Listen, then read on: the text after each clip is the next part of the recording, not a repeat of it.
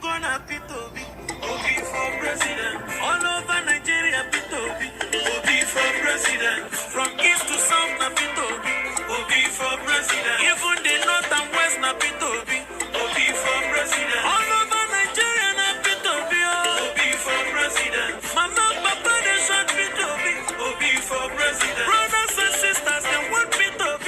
Obi for president. Waiting be the name. Kona mageno, Obi kererenke, Obi kererenke, Obi kererenke, Nigeria don't suffer, no be small. We don't suffer, no be small. Other countries they grow, we don't say fall. We don't suffer because we get my leaders, then we're there on top. We don't suffer, they're not here because all their families they abroad. We don't. Anywhere you gonna P2B, Obi for president. All over Nigeria, P2B, Obi for president.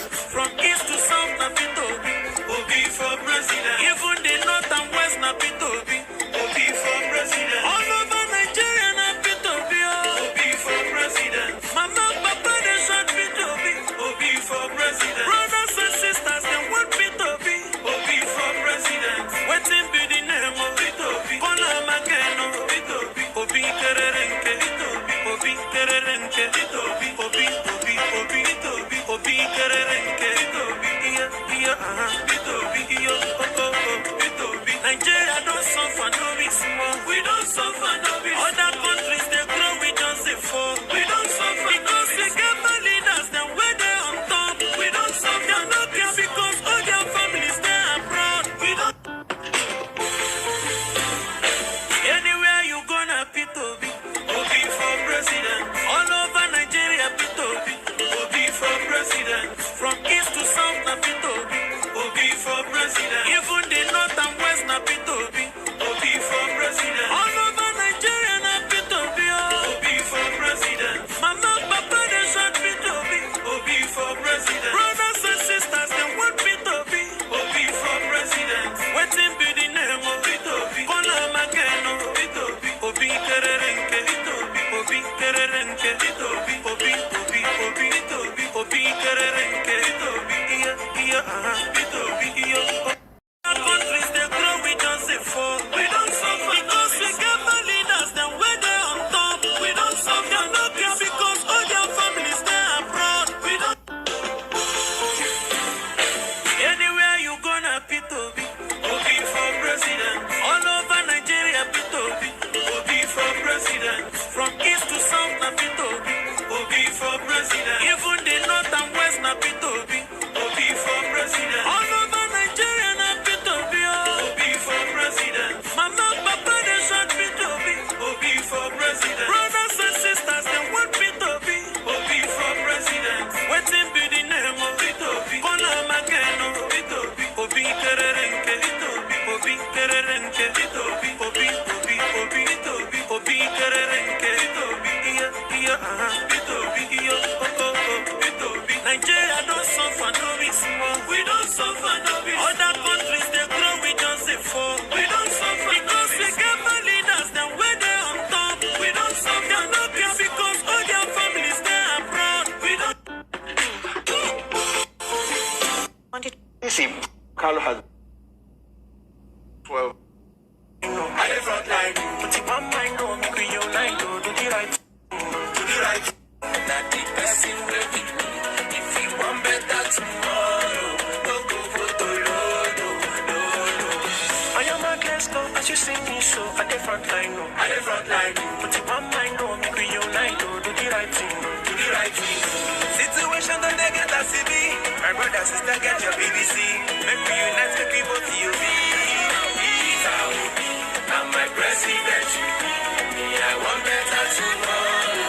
Me no want to lose, no. Not the person will be, no. Want better tomorrow. No want to lose, no. Not the person will be me. If you want better tomorrow, no go for the Lord, no. I am a guest, as you see me, so at the front line, no. At the front line, put it on my door, make we unite, do the right thing.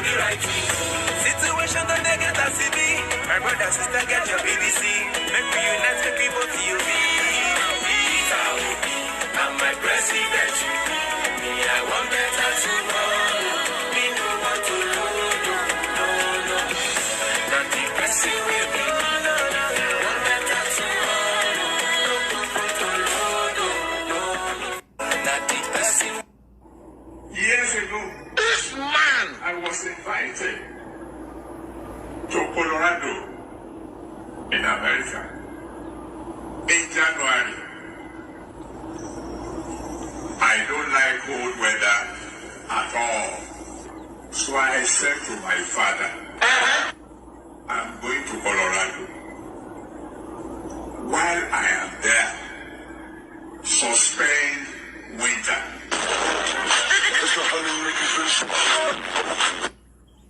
Throughout the days I was there, people were wearing t-shirts. In January, he pushed away the winter, brought in summer. I boarded the plane. Continue. At 5 p.m. to travel back to Nigeria. 2 hours after I left, all the snow that had been hanging in the air began to fall. Why will they call and book?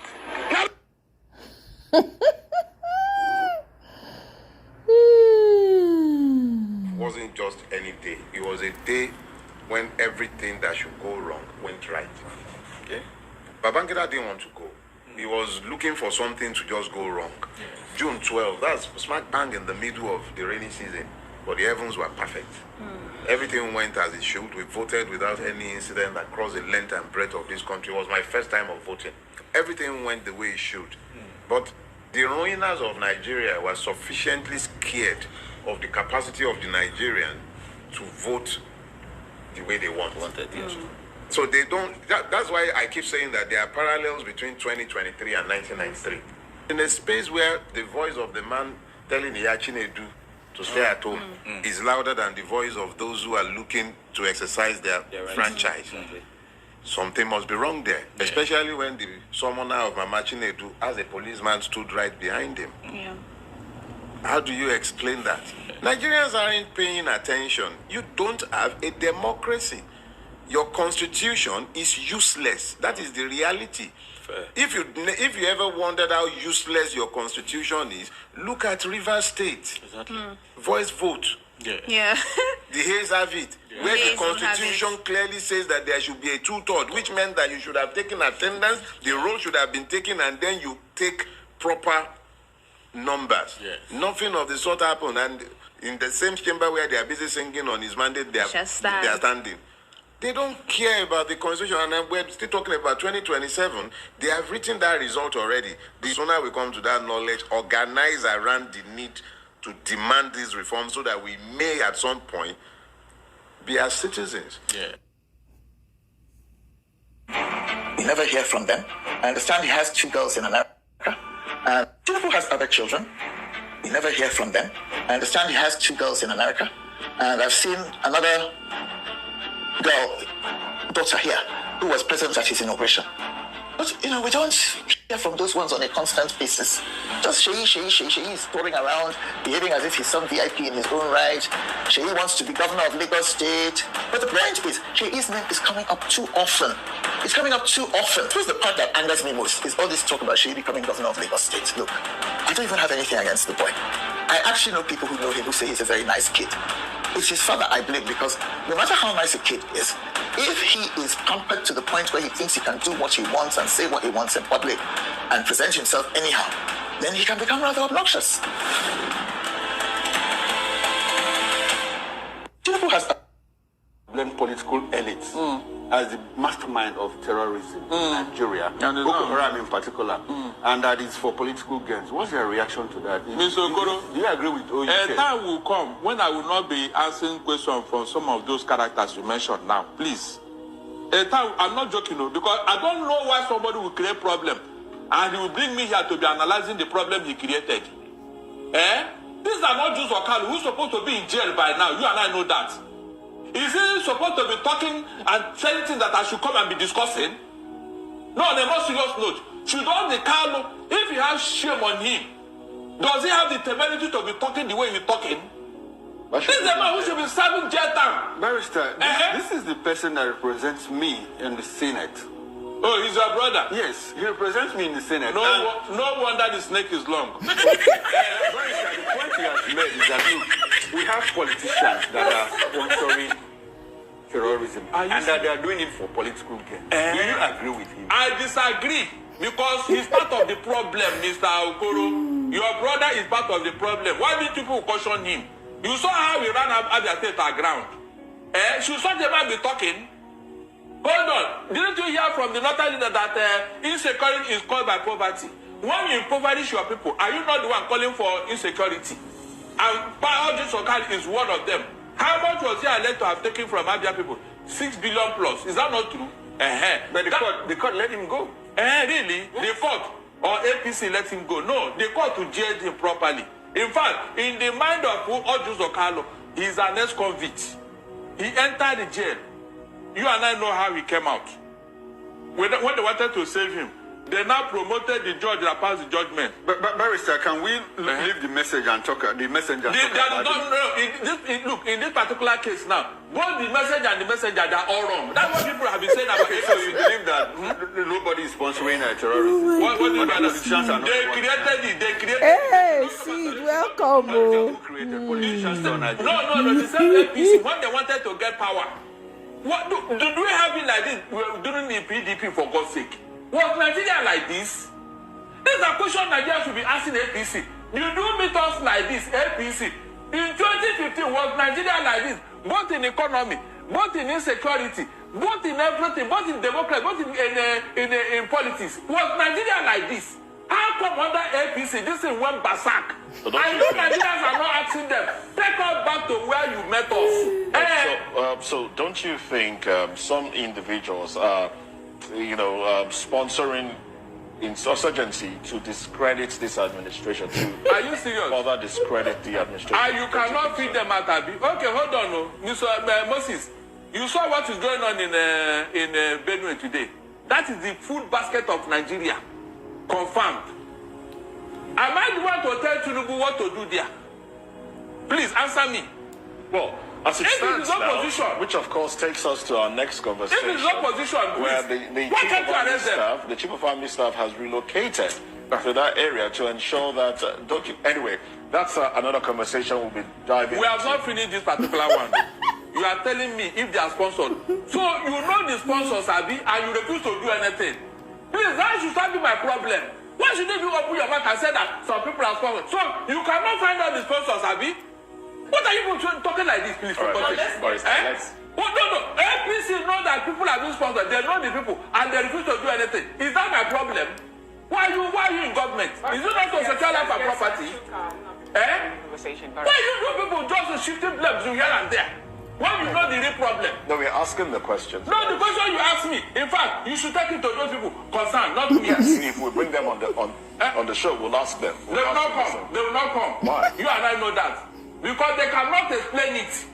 Telling me that some people are sponsoring. So you know the people. That was how Tinubu told us that the equipment they bought for Nigerian military, the military and the police are selling to terrorists. Right, are you serious? Let's move away from this conversation now. Let's get into another conversation. Barrister Darlington, that's my man right there. Bad optics for democracy. Let's call it speed. This is bad optics for democracy. Let's call it speed. In fact, this is one of the saddest days for democracy with these optics. A president that committed a constitutional aberration took an elected governor out by the people, trounced on the rights of an elected governor. And you, Fubara, because you want the power so much, you are going to beg. How much will you beg? So people like this, when they slap you, when they cut your head, you will beg. But you know, he did say that he wants peace. What peace? What peace? Yeah, that was his last comment. What peace? What peace? Peace for the people. Peace is earned through respect. Bam! Bam! Sometimes you have to sit down and fight. Bam! If you have to lose, you have to lose. That's In it. the end, isn't Fubara going to live there? Is he going to be governor forever? No. So in the end, you are still going to leave the position rather than somebody just trounce on your right like that and you look and you keep going to beg the same person that removed you from the mandate of the people. And you say this is optics. And he's saying, oh, the other day he said, what did Ifubara say? He said, my mind is living there. But obviously your mind has not left there. Exactly. If the state of emergency against you, what you should do is bid your time. Weak ass man. So be it. But he also has something to lose, and it has shown. What do you need to stand for? So why do we praise President Tinubu today as last man standing? President Tinubu, if the script were free, would never. Exactly. Tinubu, and I give him his respect today. I don't agree with me on many things, but I respect that man called President Tinubu. If the tables turn, the President Tinubu I know will never cower. And that's why I respect it. That's why it was called last man standing. He will never cower. Right. He will never grovel. He will He will stand on his rights. And that's what we expected Fubara to do. You thought it was easy for President Tinubu to fight the might of the central government like Olusegun Obasanjo and the character like Olusegun Obasanjo then. It wasn't easy for him.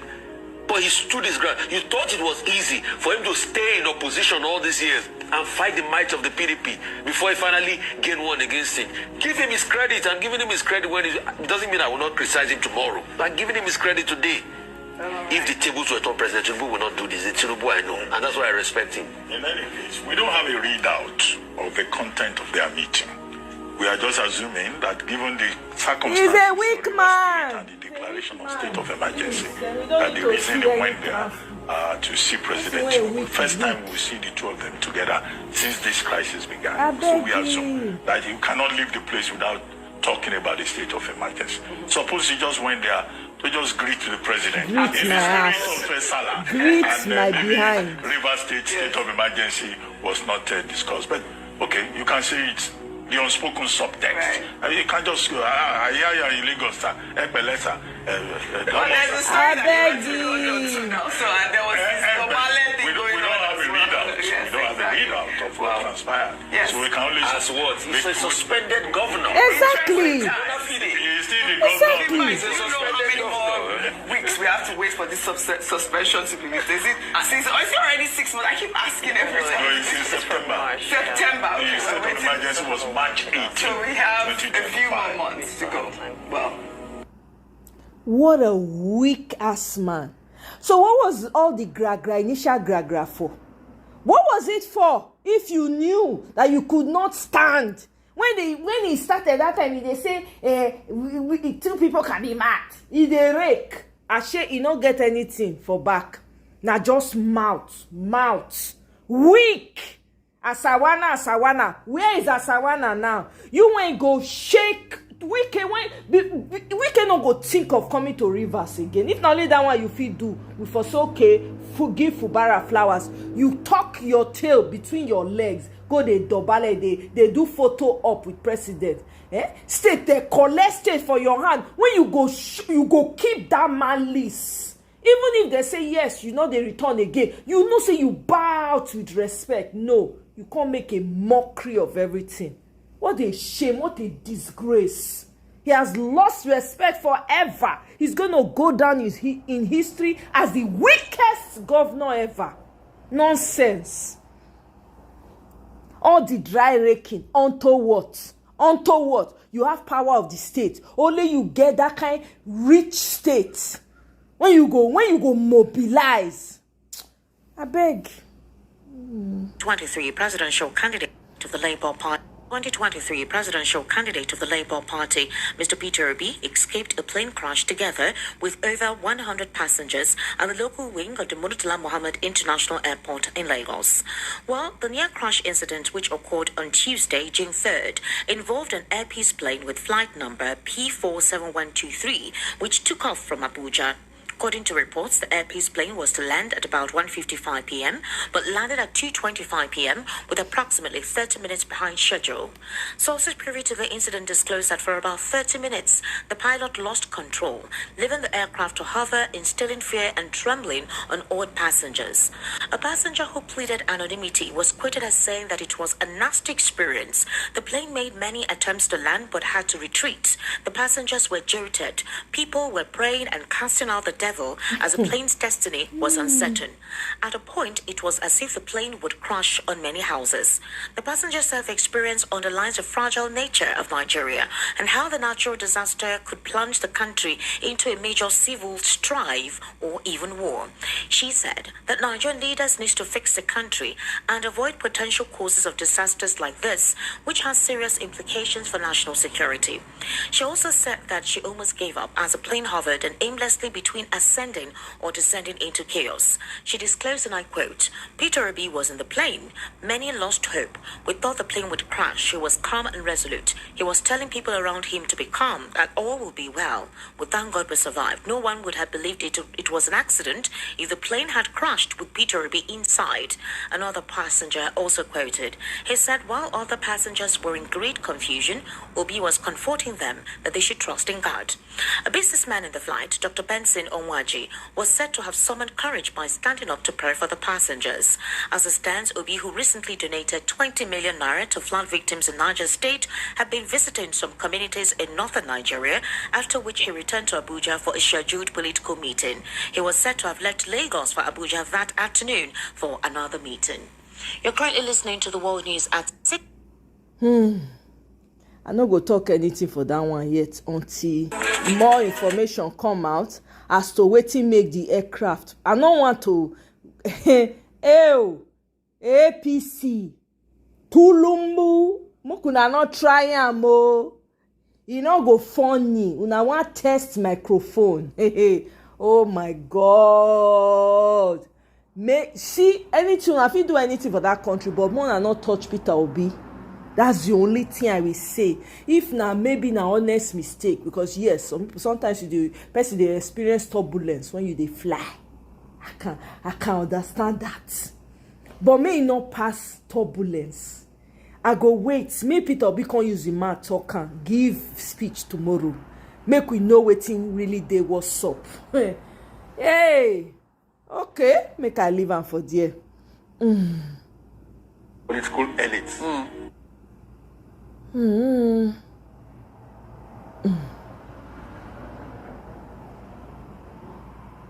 Champions. Now, I was speaking with an insider in the coalition, so what I'm telling you now is not guesswork, but for purpose of confidentiality, I would say allegedly. Now, when I tell you that the problem we have with our leaders is the lack of a national consciousness, they are driven more by power and greed and self-centeredness. They are more or less like regional champions.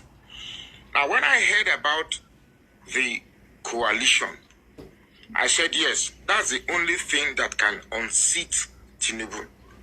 But I did a video, when I said, what's the title again? The Broken Bridge. You see, when people come to a round table to discuss an alliance, but each have their personal agenda, such a coalition will not work. Now, the key actors in the coalition are Atiku, Rufai, Amechi, Peter Obi, Kwakwanso, 5 of them. 1 Southeasterner, 1 South-Southerner, 3 Northerner, 3 Muslims. Now here is what happened. They agreed that a Southerner should complete 4 years. Then power goes back to the North for them to complete 8 years. But the consensus candidate that they have is Amechi. If you notice recently, when I started seeing Amechi in the forefront, Amechi launching a paper and people gathering there, I suspected something. I knew something was up. Recently, Amechi has become voicey. I mean, he's been making presentation almost everywhere.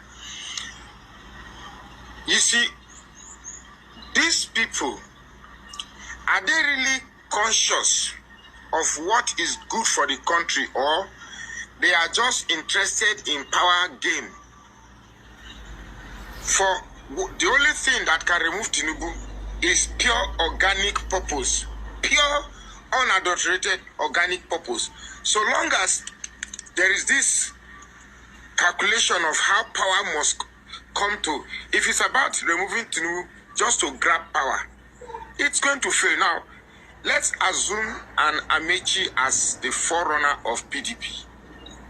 Where you don't have the rigging machinery yet. Maybe you can rig some place, but you don't have it. Where will Amechi rig? I will win, sorry. Where will Amechi rig? Exactly. Win. The Southeast will not vote for Amechi. The South, yeah. They might split it. You get me? Then Southwest, they will not vote for Amechi. There's North Central, they will not vote for Amechi. They call North, they will not vote for Amechi. Now, you know where this Amechi thing is coming? You see, once people are connected to power, I don't know what they think. Peter Obi is not, I think Peter Obi has backed out of the coalition.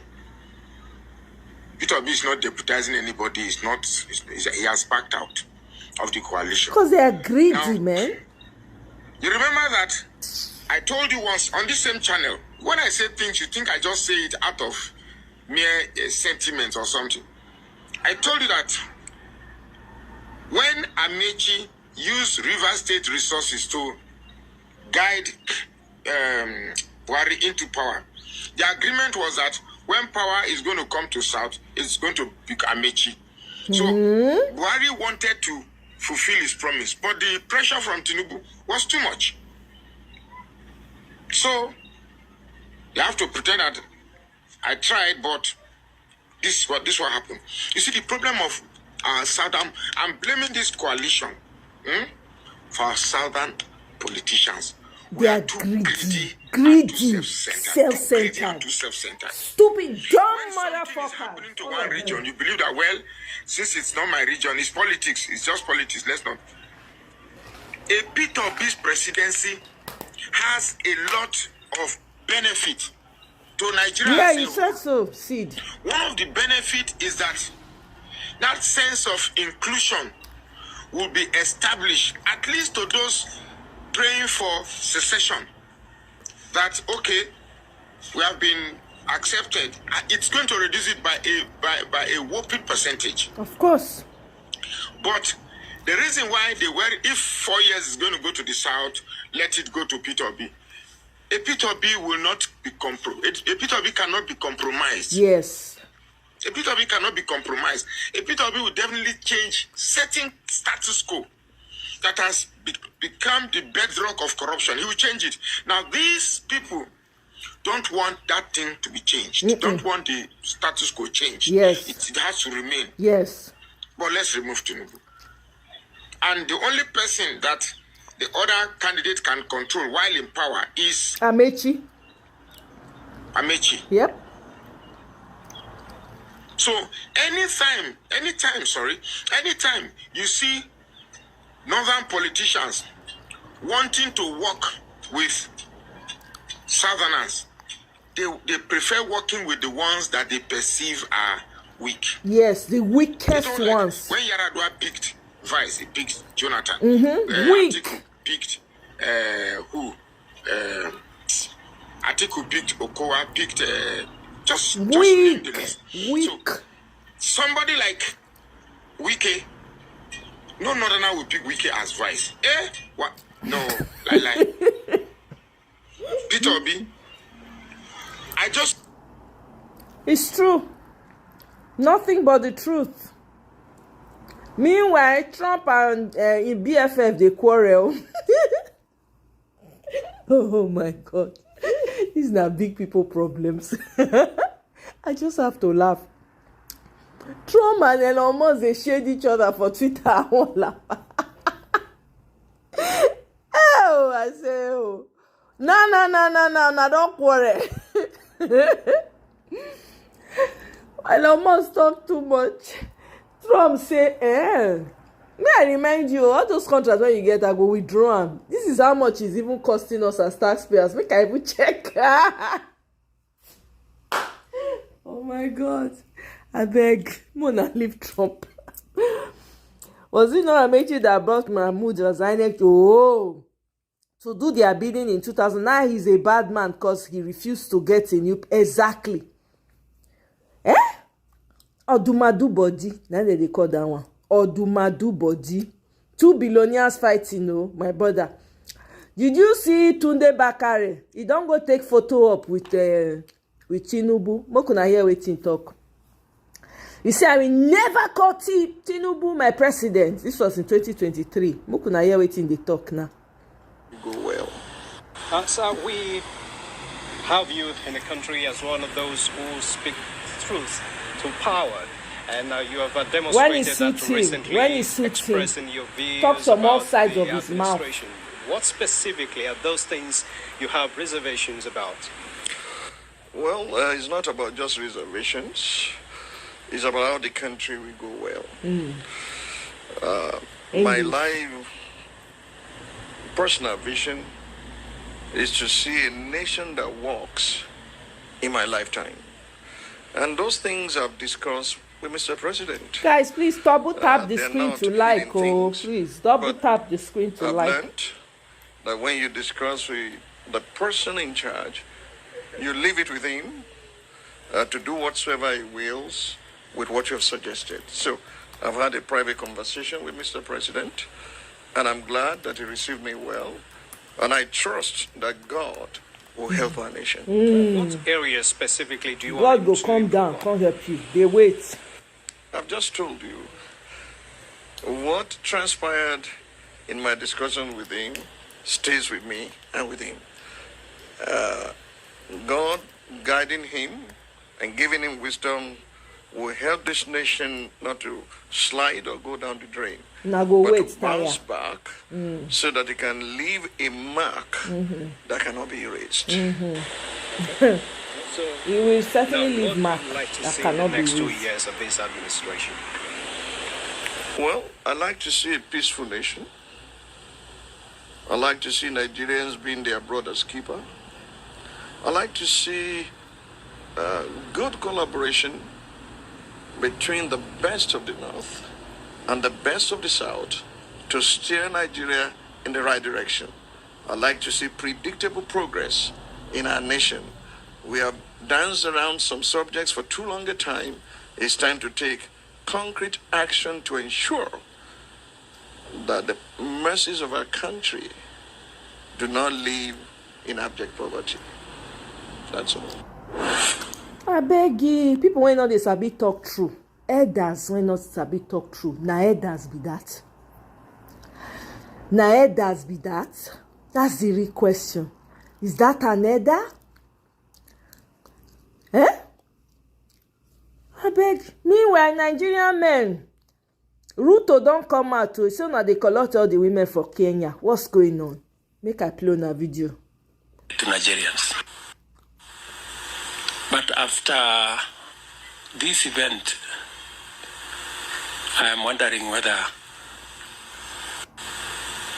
But after... Here's the video. Let me find the proper video for you guys. That was cut off in the middle. The man said, Nigerians are married. He has 2 daughters. Both of them are married Nigerian. Very soon, Kenyans go get Nigerian president. You wanna bet? I trust my people. They don't level up. I beg you. So on Twitter, Peter Obi is coming has been trending as #1. We want to keep it that way. Since these people say that they're mad, we gonna be madder. we are ready for them. Okay? Then the other thing is that what is that they call them? Somebody left the claim that they were leaving the obedient movement and announced it. Oh my God. Oh my God, what obedience have been doing to this person. I don't know why people have to announce when they want to leave. Nobody is forcing you. It's not by force. People that are supporting Peter Obi, it's not by force. Peter Obi no ever come out one day say, I force you to support me. Never. You okay? People when they coin the word obedient, now they coin now.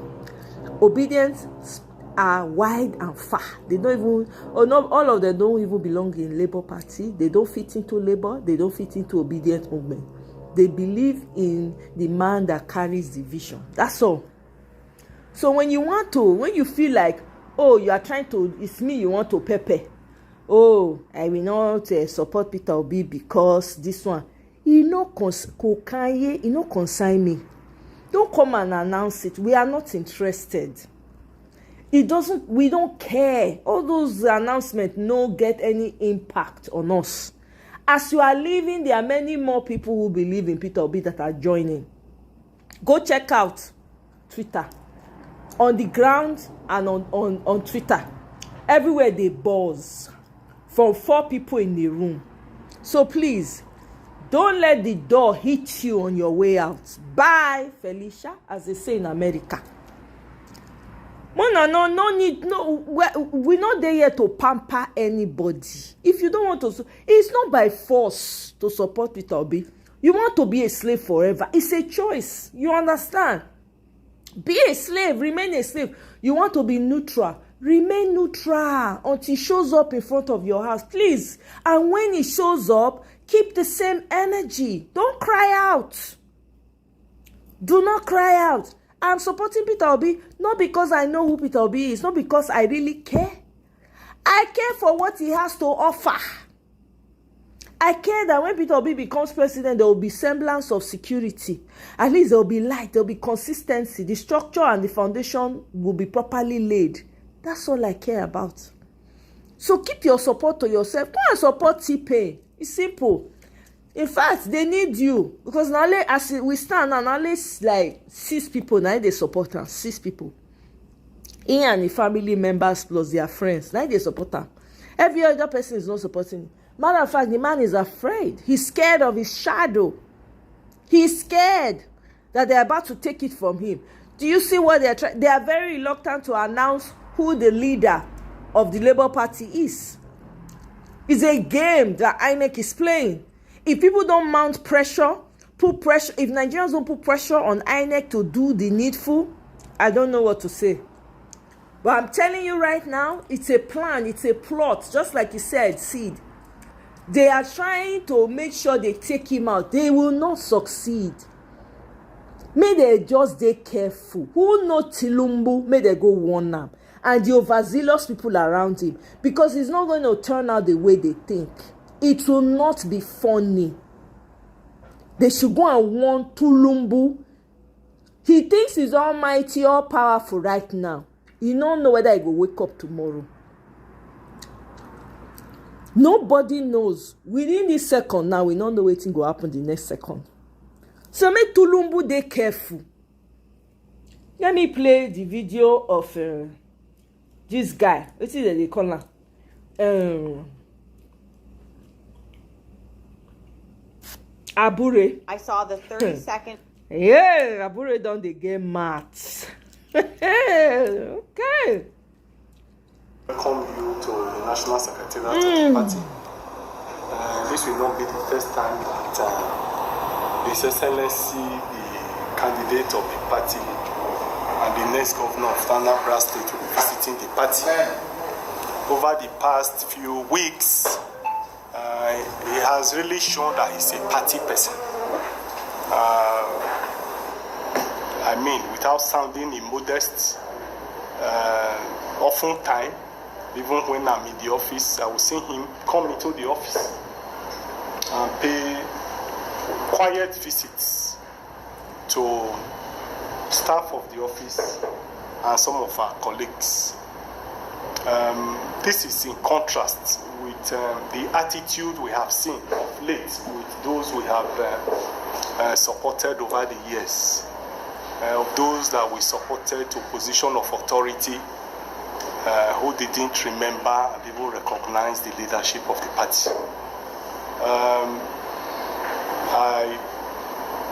By the time I saw that behavior, saw that characteristics, it again confirmed to me that he's really a party person, and he has shown that. We therefore have no doubt whatsoever that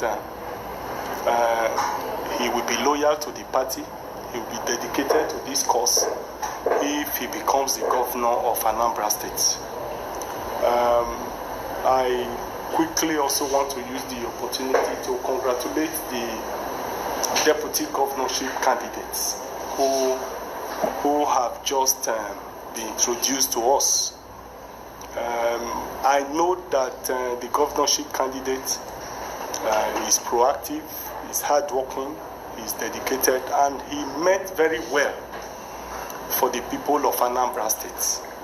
And I wasn't expecting that he will pick somebody of less capacity and quality to join in the ticket. And so I am not surprised at the resume of the deputy governorship candidate.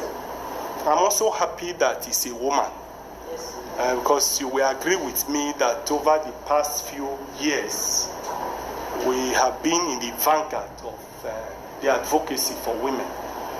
And that's why we have made deliberate efforts to see that we promote women, we'll assist them to position of authority. Without sounding immodest, out of the 35 House of Rep members who were having, one of them was a woman. And we made deliberate effort to see that she didn't just get the ticket, but that she won the primaries and also won the election. Out of the 8 senators who were having, even though we have suspended the female now, 1 too was a woman out of the 8. So that will tell you how we have bias in support of women. So I'm happy that the candidate of the party have keyed into this principle of the party. And that's what we have always said. In the First Republic, it is the party manifesto that drives electionary process. Candidates of the party would necessarily implement the ideology, the principle, and program of the party, not their own program. It's only in the Fourth Republic these days that we find that candidates operate independently, operate differently from the party. So I'm again happy that even without being a governor yet, our candidates have started keying into the basic principle of the party by picking a woman as deputy.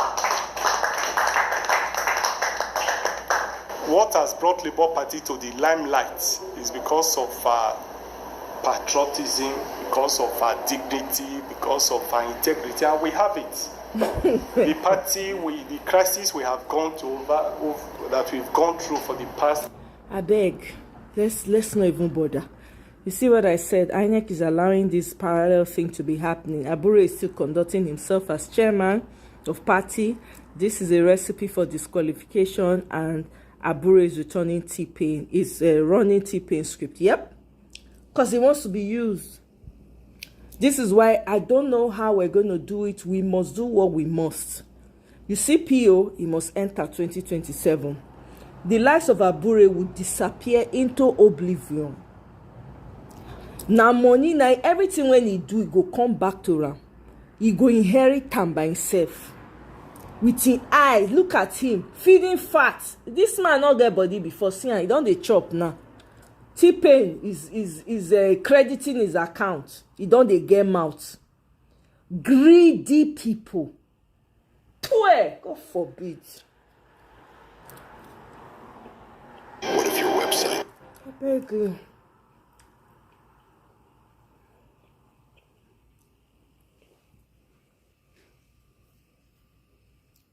much for staying with us on the program.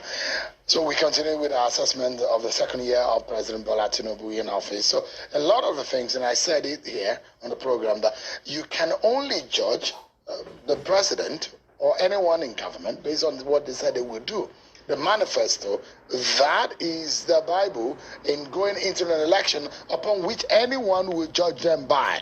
What are the manifestos of President Bola Tinubu as we've shown you on this program? What he said he would do, the things he said, promised Nigerians. But the question here is, 2 years after being sworn in, has he delivered on those promises? First and foremost, you know what happened today at the Lekki seaport area of Lagos, where the president commissioned some sections of the roads in that area. And a lot of criticism, of course, on the commissioning of the Lagos-Calabar Coastal Highway, where about 30-something kilometers of a portion of the over 700 kilometers of road was commissioned by the president. And those critics were saying, look, how can you commission 30 kilometers out of over 700 kilometers? Those would say it is unheard of. But well, it is part of the delivery of this government. Let's get to hear from a former presidential candidate in the 2019 election and former national chairman of the Inter-Party Advisory Council, Chief John Peter Ame, is live for us here in Abuja. So thanks so much indeed for joining us tonight. Thank you for having me. 2 years of Bola Tinubu, in summary, how would you describe it?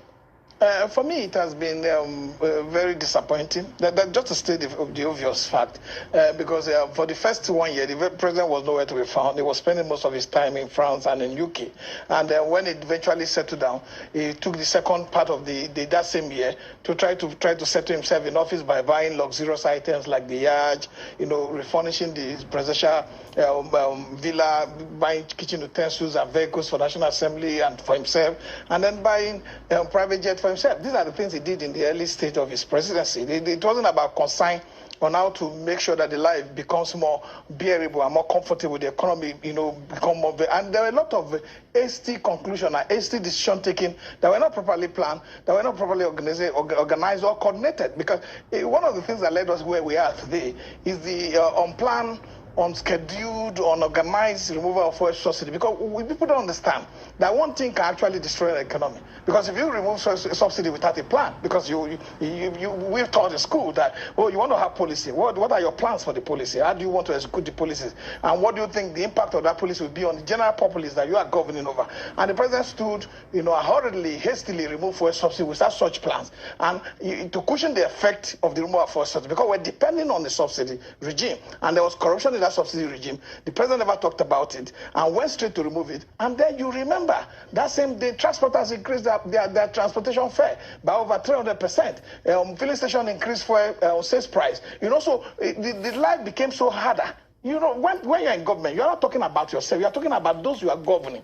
The life became so harder for working Nigerians, whether in the private sector, the unorganized sector, or the underemployed. Those who are underemployed and those who are not employed at all. Because transportation, so much investment in transportation that we don't have, affects the daily life of the people. Because you talk about goods and services. If you call for a plumber now and his transportation increases, he has to increase how much he will charge you. If you call for, you are moving your tomato from Jos to Lagos, if that cost of transportation increase, you also increase the cost of selling the tomatoes. So the president never took that into never factored that into any of his policy implementation. Did they have any option? Caused so much confusion. Did they have any option other than removing the subsidy? Yeah, removing the subsidy with plans. Probably like, let me learn from the past experience. Can we provide, buses? Talk to Innocent Motors, talk to Nord Motors, all these other motors, and provide buses that that will cushion the effect of whatever transporters intend to do to take advantage of the hasty removal, so that Nigerians won't suffer from the high cost of goods and services. So those were not done. And let me tell you, today Nigerians have not recovered. Nigerians are still suffering. So we can look at all the decisions that the president have taken. You can just look at it. Fuel was at 197. Today you're buying fuel at 88. We thank God that Dangote had the courage to invest in that refinery project long before the APC came into power, because that project started under Goodluck Jonathan. If Dangote had not had the courage to do that, and this setting. Mr. Manye, welcome. You say, as the what's the judgment? The Supreme Court's judgment already said sacked Abure now. That one is not news, but INEC has refused to remove his name as a chairman. Hence, the man is moving around acting as one. Who respects Supreme Court judge? Who respects any law in Nigeria? You ask me question like say you don't know as Nigeria be. Oga Pius.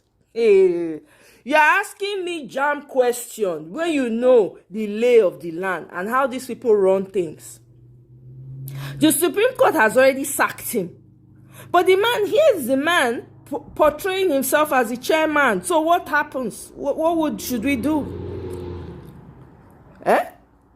I just played it. I didn't even want to finish playing that video because it aggravates me. That man is not supposed to be, he's supposed to be arrested and to say we know that time when the DSS lay hands on him. Shebi Peter Obi for suffering leave them, made them finish and made them drop and forget them for inside DSS. We will not say na Araba and B now we deal with. Then we will not have to go to deal with Araba and B. Here we are. The decision was taken. Maybe most of us will be in Ghana or Benin Republic today. So we must commend Dangote and his refinery for helping us to actually survive this disaster of a policy, because there's nothing you can call it, but Nigerians are suffering. If you look at it, technically speaking, what if there was a way to know if a stock will be bullish or bearish the day before? The truth is, there actually is. Mr. Gawanlele, welcome. Was Mr. Pius, why are you asking me? I bet more let me answer Mr. Pius. Mr. Pius, you dey sleep now under rock you dey. You don't know anything happen for Nigeria. You ask me say what the Supreme Court not doing about INEC. What are they going to do about INEC? What are they going to do? Does it look like the Supreme Court is positioned in such a way to do anything to INEC? Does it come across as that? What is the vibe we've been getting from Nigeria? Are we ready to go and ensure that Supreme Court? How do we ensure that the lawyers are supposed to be protesting that within Nigeria? Supposed to be pushing to ensure that the judiciary. Shebi they went on strike the other day. They never call off the strike. When hunger wired them, bulala them like 2 times. They come back to work. Nothing changed. Mr. Pius, I beg. Not ask me jam questions. These questions are very obvious. They have obvious answers to all of us. Mr. Gawanlele, welcome. Oh, good to see you. Don't eat after. Oh.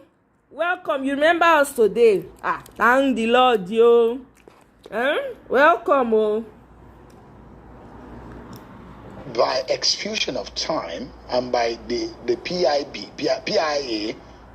subsidy would have been gone, because in fact in the budget of 2023, by the mid-year, by July, there wouldn't have been any provision, budgetary allocation for subsidy.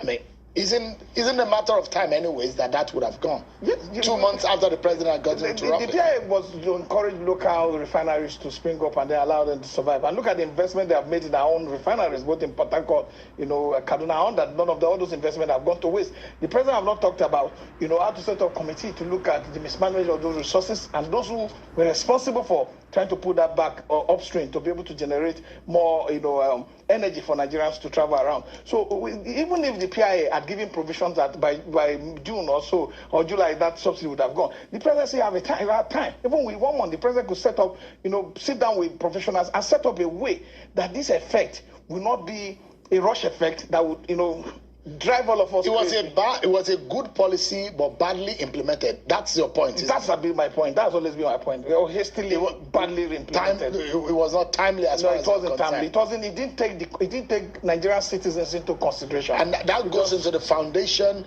of the problems that we're facing right now. Nothing else. A major cause of our problem. You can't. But the president said he doesn't regret it. You could be in power and then get blinded by the authority that you are, the power that you are exercising. But you need to know that power is given to you in trust. That power is given in trust on behalf of the Nigerian people. You need to factor how much is the minimum wage for workers. How much but it does look like a lot of the Nigerian people are saying that there's a way that politicians are always hailed when they are doing something good. They'll say mukeso. Go ahead. But it does look like a lot of Nigerians are also, you are not satisfied, but a lot of Nigerians say, Mukeso, Tinubu, Mukeso, because look at the defections that are going into the party. And the party has said, it's because we are performing. It is because they are delivering to Nigerians. That is why the defections are happening. Do you think that if the president was failing, those who are moving into his party would have done that? To be delusional, for the party to think that they are performing. Nigerians are not moving en masse. We just celebrated 2 years presidency of President Bola Ahmed Tinubu. Where are the people rejoicing? There are no people rejoicing. The thing is about the core rules of whatever thing you want to use to check a parameter to use to check your government. It's with the people. Because you can't have a voice populi voice there. That means the voice of the people is the voice of God. And if you have elitist movement for one party, governor moving, governor has one vote. The governors who are moving lost their state. They couldn't vote. Yeah, Mr. Pius, that's the whole thing. That is the whole thing. Just like the video, there was a video I played earlier. I don't know if you were here when I played that video, where Dele Farotimi was saying, if we do not do what we need to do for INEC, Omo, yeah, they've already written the results. They've already written the results. It's just, let's just accept that they've already, but it is now up to us, the citizens themselves. Are we ready to just leave them to do whatever we have to change we have to change the trajectory of that country. Whatever we need to do, it must happen. Whether INEC chooses to do right or not, we have to have that mindset. This cannot continue. Look at the decadence in that society right now. They have literally turned Nigeria to a hub for terrorism. To tell you how corrupt your politicians are, everybody is just jumping into one party because they are afraid of their sins to be called out. This is how bad. Do we understand the impact of that? Not one opposition, even PDP, even though they are the same, not one of the governors, apart from Oti, right? And maybe Abga, even Soludo, Tinubu already has given the other guy, say, go and take Kanambra for me. So the possibility, God I beg, all the governors are just hopping into APC. They are flying into APC. That tells you all you need to know. You don't have any leaders. And then on the other end, you see Bill Gates coming and they are honoring him. In Nigeria, your president is giving him the highest honor for unaliving people. How? We gotta be ready, oh. This one I rig and die, true. Even though we know what the narrative go be, somehow something needs to happen. If you need to call on your ancestors for help, if you need to call on your, go and arm yourself in the prayer and say, God, angels, whatever. We need all the help, oh. Hey, Michael, welcome, oh, my brother. How you doing? Guy, I understand. Yeah, I understand. A legal action against INEC. Guy, you're making me laugh.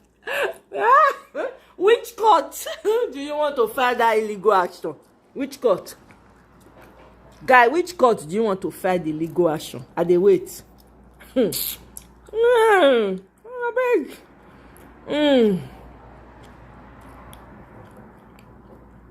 I'm good though, my brother.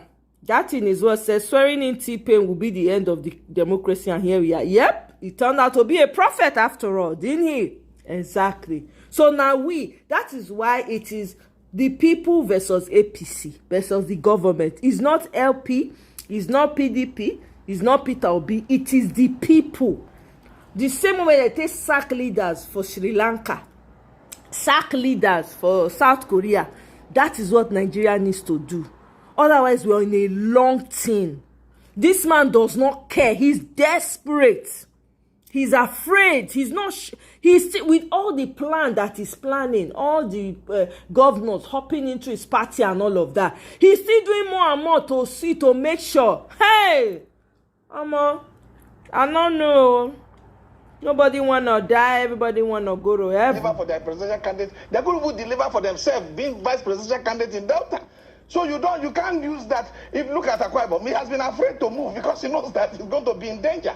Because the people are not rejoicing with his movement. That's why you see every day the Akwa Ibom governor is explaining why he needs to move, why he has to move, why he wants to move, and people should understand with him. So because you know that the reaction of the people towards President Ahmed Bola Ahmed government is that of pain. Is that of disappointment? Is the fact that the president is not getting his policy right? Because what kind of embarrassment is all this? Why have you seen that you need to have project flag off? And when project is completed, you have the commissioning of that project. You can't be commissioning project face by face in order to be able to pretend to want to show progress when none exists. Because what is 30 kilometers compared to 700 kilometers, which is close to about 5% of the project. So it should have rather be an inspection of project. An inspection of project. You can't. This is an error. I've never seen it. Even African small countries, even the ones that have been overtaken, by people, you have never seen it. That a president will go and commission a 5% part of a project, of a larger project. That means you don't even believe that you can complete this project. Why did you ever? Look, Nigeria has about 46,000 kilometers of federal roads that are not working. Why are we investing in those processes? We have a rail station that would have probably expanded transport system for our people. Today, Nigerians are talking about 266 million for street lights by one street light by federal government. It's like the president does not even have the capacity and competence to sit down and look at budget that he's signing. Because with budget revolution, the budget is a mess. And the budget cannot deliver anything good for the Nigerian people. It's a mismatch, a misaligned allocation of resources. So we need a competent hand that can sit on the disciple and read this. So listen to what the president has, the information he has for people like you, Chief. He said, quote, "I urge you, David, to ignore those critics. They lack understanding. If they find fault with the road or deem it too costly, let them pay a toll to use it." This is the story of the one. His alignment, it's his job to keep the power on. Road tax. Una go pay road tax. Una go win. Una never know until they come. Guy Walele, you said hold on 1 second. Let me unmute. You said the legal action is just to expose INEC. Go. Who's filing it though? Right now, people should be mounting pressure on the courts. They should have filed those papers and be mounting pressure so that we can start calling out the judiciary. How about that? Who is doing that? Right? That's the point. It could be that God wants to expose. Of course, when, they say dog when not the ear was, even if the hunter blow whistle, you not go hear until he bye. Now wait till they happen to T-Pain be that. The emperor has gone mad. Nobody knows. Everybody's looking at him like he's fully clothed, but he's mad. He's afraid. He has all this protection, left, right, center, has everything, but he's afraid. That tells you all you need to know. This is why we need to mount our guard, as they say. Mount our guard. You see this Nigeria, we they collect time from them. Whatever plan they get to, however way they plan them, it go crash. Peter will be whether they like him or not, with a match. See, I know they suffer any agbado person gladly these days. I know they suffer any agbado. I know they suffer fools gladly, especially the agbado people. Or more. The kind of vile and viciousness that they released in 2023, may they bring and come. We are ready. We are matching vicious for vicious, vile for vile. That country, now all of us get them together. Now who craze pass, now you go collect them. We are ready.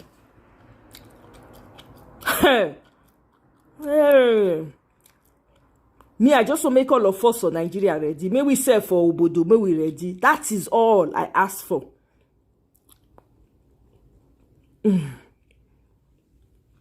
APC and lies, and then not also commission Nigeria with borrow planes, and yet nobody exactly.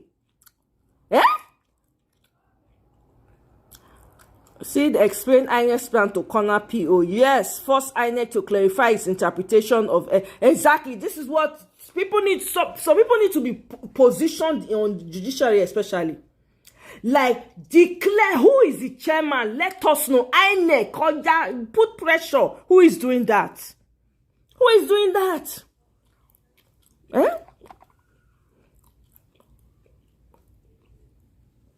Think of the end of the richest drug dealer on earth. I'm telling you, it is the end for him. He just doesn't know it. He's dancing naked in the market. You don't know. And all the people around that, they follow and they clap hands for him. Then they beat the drum of doom for him. You don't know. You go shock all of them. Obi Bueze, Mr. Gamalele was Obi Bueze, not Chimezi. Obi Bueze. Or is his name Chimezi? No, it's Obi Bueze, Mr. Obi Bueze. Hey, yeah. Please sleep, oh, Mr. Gamalele, I beg, sleep, oh. That sleep is needed. PO should mobilize his legal team to support Nenadi to force INEC. I'm telling you, all these slow moves. I can't, oh. We need, that's why I say we need ginger.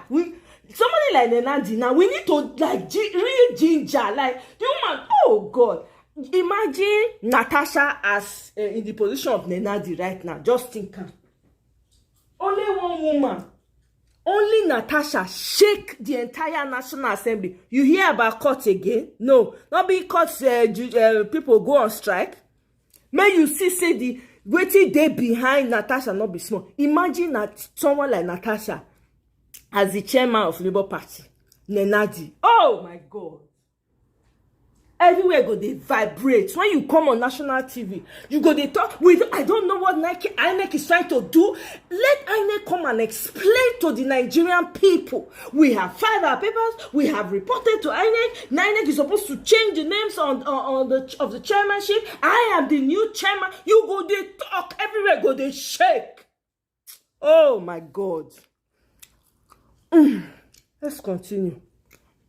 Those are the words of President Bola Tinubu. For me, since the president came in, I've seen him very insensitive. To be sincere with you, when he goes to Katsina to attend wedding, when people die 2 weeks, and he wasn't there when people die. I wasn't there when the bandits are rushing them. He doesn't go to Mokwa. He sends people. He has not been to Benue. He has not been to Plateau. I see him as very sensitive, and this statement shows a mark of insensitivity because we are Nigerians. This is our money. We have the right to complain, and this complaint is not born out of anything. It's born out of sincere commitment to see Nigeria work. Because you can't tell me that, let them bring the appropriation this bill that was passed into law by the National Assembly. What is the percentage of the money federal government has invested in that road? Everything is treated in secrecy. We're not running a secret court. We're running the federal government of Nigeria. That is, he has a power on our behalf to act on our behalf. But those who say this president is working hard to fix Nigeria, and perhaps in the history of Nigeria, I'm not sure there's even a president that has the support of not only his cabinet members, even his family. You could see his wife going from state to state. You could see his son, Sheyi Tinubu, going from one place to the other, following his father abroad, following his, he went to Rome, went to Qatar. He goes all about the place with his father. There is a huge support, domestic support for the president, cabinet support for the president, party support for they are already endorsing the president to give him an automatic ticket for 2027. You can see a lot of Nigerians are angry with the role the son is playing, holding his father's hand in Rome and dragging him as if he was going to. See, we need to get government right. Government is about people serving people. When you put yourself forward out of 250 million Nigerians to serve, you are not the most qualified. Yes, you are there with whatever means you are there as president. We respect that, but you must show that you can do this. You know, sometimes they'll come to you and say the price of stable food. In fact, I saw it in the president's statement, and I felt very embarrassed and bewildered that the price of rice is dropping when you are killing local market, opening the border so that people can import rice from China, Thailand, and go. The president must get the policy right. Policy implementation takes time. But those kind of policy are driven down food inflation, which was a major effect on the headline inflation. It is a major contributor to the headline inflation that we have, but it is an artificial solution. Artificial solution that has long time cost effect. Luxury cost because local manufacturer, those who are farming rice, are almost going out of business because you can't compete with Thailand, you can't compete with Singapore, you can't compete with Malaysia, you can't compete with India, with their parboiled rice. You can't compete because we're trying to establish a market that is sustainable and then build up a market that can, also export and contribute to our foreign exchange. Is there anything that this president has done that you see good? Because I mentioned the fact that his family members, in the history of this nation, I'm not sure there is any president that his family member, wife, children, family members, cousins, and all of that, they have their hands on helping the president to deliver. And from what we heard, is that the president says, it's been too long. What's the cost of the oil industry's life? Of Nigeria, how many presidents in this country did you find their sons helping them to achieve their dreams? As much as we blame Buhari so much, you saw the son. He was contained. The guy was very well mannered. Maintaining that governance was meant for his father to run. See, the cost of putting these people together in government, the son fly with the private, the son stay in an hotel, the son travel around. The cost, the burden is on the Nigerian taxpayers' money, on our resources. We are looking at how to make sure government is slimmed down, the cost of governance is reduced. We can't be expanding it, within the corridor of power with family members. So the president must sit down with well-trained, who knows economy, who knows governance, and then be able to tell him gestation period for policy to start to get the result. Because if you don't do that, if he believes that sycophants around him, those who are his appointees, can pre-sing him and sing whatever they want to sing, but the real truth about governance is that you ask the people on the street, Nigerian people in the market, what is the cost of living today? Do you see any good out of this government? No, I'm not saying that I haven't. Have they done anything that you think that you can hold on to that is good? Because it does look to me that almost everything you find fault in. They've given 2 billion to people of Mokwa, to look at the issue. But I think I'm looking at issues from a perspective of what the president has done. I'm not looking at what I hope he should do. I can't think for him. I only can advise that what you are doing, you have steered off the rail. You are not doing it right. This is what you should have done. You can't commission 30 kilometers of road. You can't go about. Look, Lagos, they are talking about. Lagos is contributing about 10% to our population, and they're housing them in Lagos. And Lagos also control 52% of our economy. Lagos has capacity to stand with some African countries and also survive. So why are we not expanding this investment? What's happening to port in the southeast? What's happening to the Delta port? See, look. We are not getting our priority right. We want to expand this country. We want this country to work. We can't micromanage it, and we cannot, saturate investment in one location. But the president said that part of his plan is the revitalization of infrastructure, roads, rail, power, and ports. And look at it. The promise specifically, the president said in 2023. And it's important for when people say things to actually hold them to the president has said he will develop a comprehensive national infrastructure plan with a focus on roads, bridges, railway, water. The man is focusing. He said he will build a new Nigeria initiative. The man is doing that audacious project, the Lagos-Calabar Coastal Highway. But he has said he was going to do something like that. He's saying so many things, but none of these things are coming to reality. The Lagos-Calabar Coastal Highway, there was no geotechnical survey. There was no environmental impact. The minister said there was. There was. They should prove it. They should have given us at the time. The journalists questioned him about it. He didn't provide it. This is an afterthought. He didn't provide, because if you want to show government is working, government must be answerable to the people. If a media, which is supposed to be an important part of holding government to account, asks you a question and say you have no EIA, and you say you don't care, and the journalist is sent out of the hall, how do you want me to believe that you now have it? So generally, yes, you want to build infrastructure. You can say it has made that possible. You go to Abia. It's Abias that are telling people that their government is working. It's not the government that is telling people. We are here. We are seeing it. I'm Nigerian. I travel from here to Kogi, for instance. But if you come to Abuja, don't you see the imprints of this government on every nook and cranny of the Abuja city? I see what they are trying to do in FCT. But my advice in FCT is that FCT is supposed to be one of the, our our mega cities, that we should, we don't have pipe-borne water. That's the truth. There's no pipe-borne water in FCT except the old areas like the areas, the Wuse, and somewhere in the Asokoro. There's no any other community that have pipe-borne water now. So ours is to give advice. I'm not here to tell them whether they should do it or not. It's left for them. So you must do something that impacts directly on the life of the people. Today we're having, how many boreholes? Look at the 11,120 incited budget in the current budget of Renew Hope. Where is the hope? So in summary, not 120, 11,122. Okay, the budget. Let me read this article, and then they only have like few minutes left for this to run. The Budget IT Nigeria uncovered 11,122 projects worth 4.3 billion that were inserted by the National Assembly into the 2025 budget. I believe Nigerians see these figures but don't fully grasp. I'm reading somebody's breakdown of it.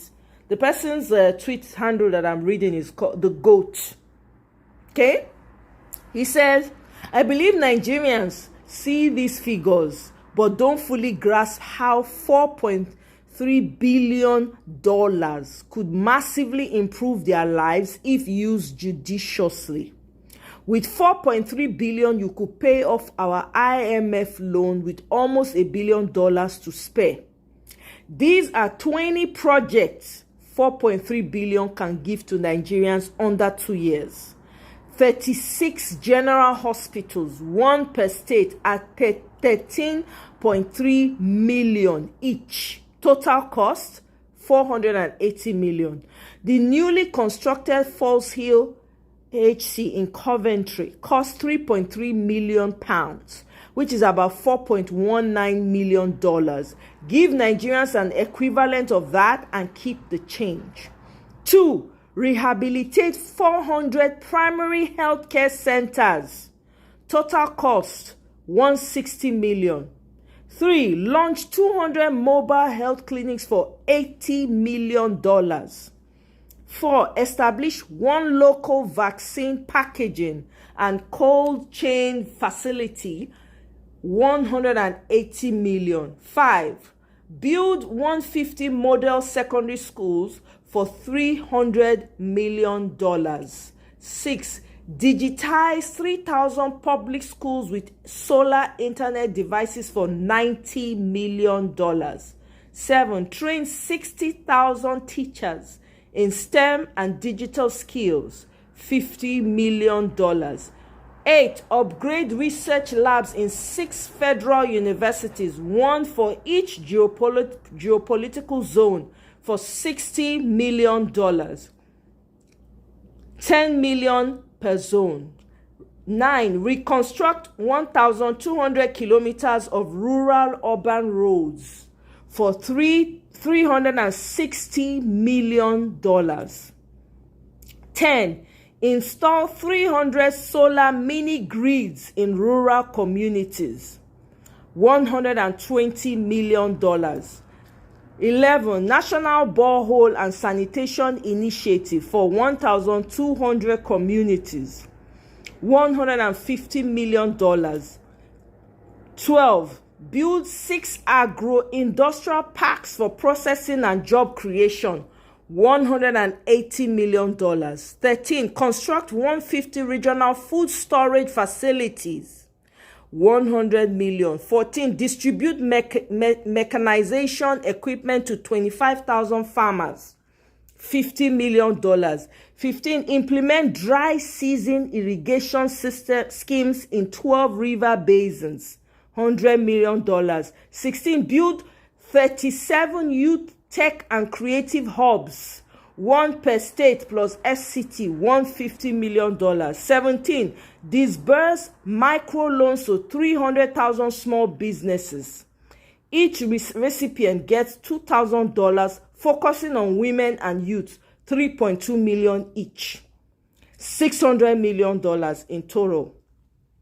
18. Construct 72 vocational and trade centers, 2 per state, 100 million. 19, create a national emergency ambulance response network with 300 ambulances, GAPS tracking and dispatch centers, $100 million. 20, the last 100 million can be used for a national giveaway. The National Assembly can keep 50%, which is $50 million.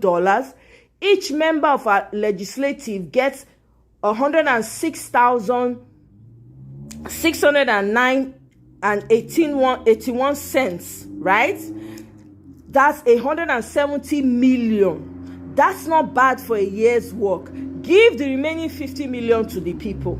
This is the number of things that these people can do with that money, that $4.3 billion. We'll continue. You don't think that this government is deserving of the support of any Nigerians based on their performance in the last 2 years? If they accept the change, if they continue with the same performance, where the president will use 150 billion, also to buy a private jet for himself, instead of putting it in investment, maybe education, putting it something that could help the downtrodden there. I accept the change. If they don't change, based on the statistics today, I don't think they deserve a second term. But who will challenge them? Is there any opposition to challenge them? Of course, of course. There's Peter Obi now. No, let me tell you something. The president contested with how many governors? There were governor in Abia. There were APC governor in Enugu, in Ebonyi. They lost closely. There were APC governor in the southwest, in Lagos. He lost.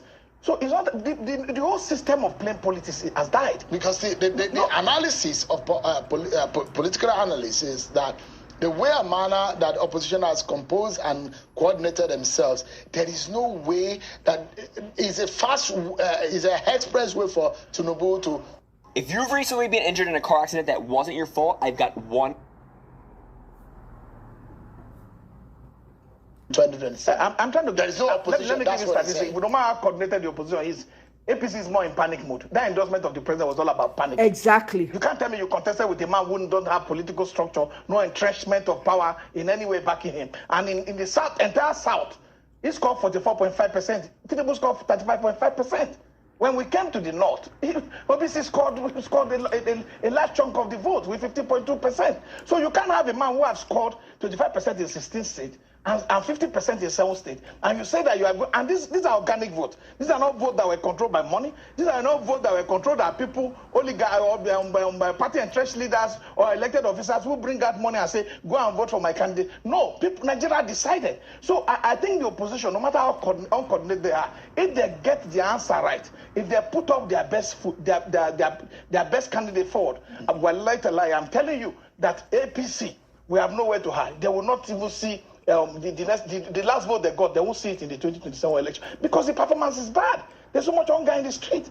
Look, check the prices of the goods. Look at our GDP has fallen from 300 something billion to 188 billion. So we have a problem that we need to be able to sit down and see government that is, interested and committed to making sure that the life of Nigeria has positive effect. And the Nigerian worker, look at us, they're not getting any money.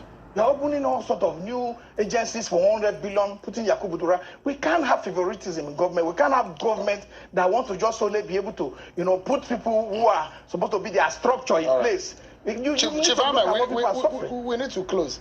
So, in closing, in assessing this government, so the poor is being failed, the middle being passed, the higher point being good. How would you say this government has performed? High has been 10, low has been 1. Now, let's give them 1 as well. Let's give them 1 for now. I'll see what they're doing in 1 2 years. Out of 10 yes. in 2 years. People are suffering. They cannot get promoted into the next class. The price of goods is passed. They can't get promoted. So this government has failed as far as you're concerned? As far as many Nigerians are concerned. You can do voice properly. Go to the street, carry microphone and ask Nigerians. Shehu does not live in Nigeria.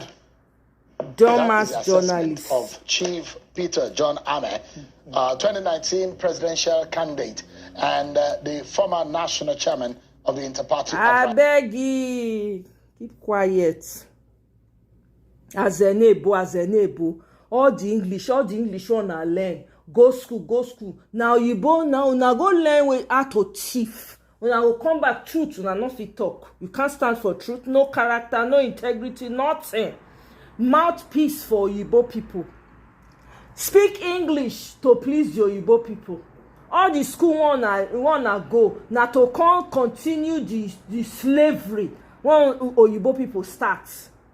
Nothing to show for all the school, nothing. I know they produce anything, I know they make anything. Everybody, that's what they go carry shoulder up like peacock. They want to buy the best of everything, live in luxury. When Oyibo create, thief your money, thief your people money, carry and go foreign country, go and reach your employers. I never see people when mumu rich African leaders, the dumb of the dumbest. 2027 is a goal, omo. Everybody go mark and down. Like in Abia, it's easy to Usman is so calm and polite. You need an attack dog. If they want to make a term and no woman, no problem. Can they be sending somebody with fire on their head? Bring somebody that has fire on their head when they are talking. Maybe they talk like Agbero. I don't understand. You have to match these people. These people. Look, let me read a comment by what do they call this guy? David Udenyo. Let me read this comment for you people. David Udenyo say, apart from voting, there should be strategy. See, voting alone is not enough in 2027. You must prepare to carry out strategic violence. I'm telling you, there's no way around it. Because APC people best believe they are going to be strategically violent. Question is, are you ready? Are we ready? Like in Abia State, it's easy to rework all existing. Exactly. Look at how Abia is moving smoothly. Why? Because they got the right person. Do you see Abia people complaining?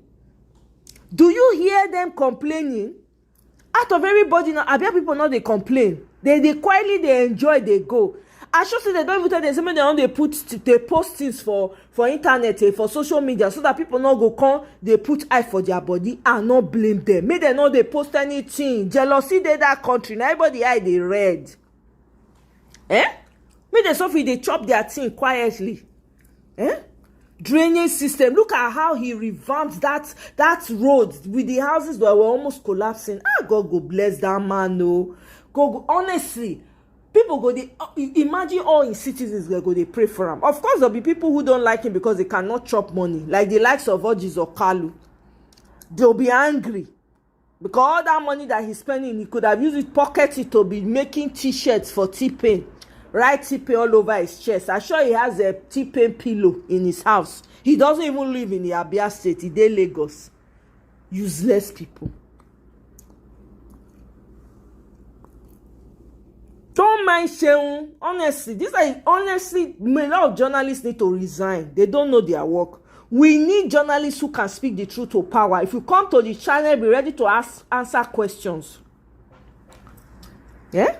Look at Rufai. Only Rufai go give you woto. You know how many people hate Rufai? They know they like. If they come and rise, they go ask whether Rufai dey. They beg, please spare me with Abati, because that one two-mouthed human being go talk for you. That's who they prefer.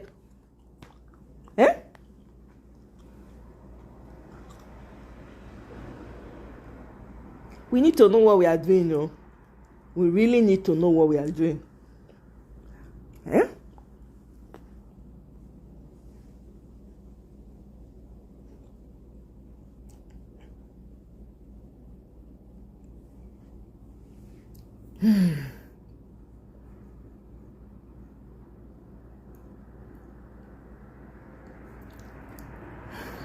Sorry guys, I'm pulling up this video. Feel extreme.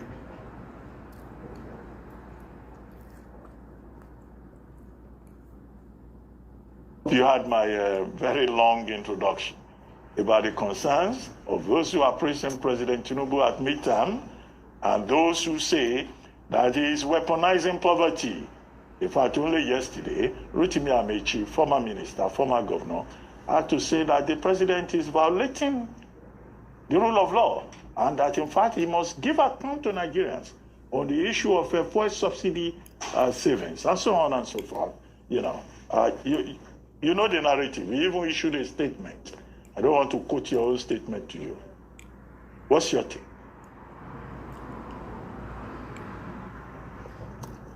Thank you so much, Doctor.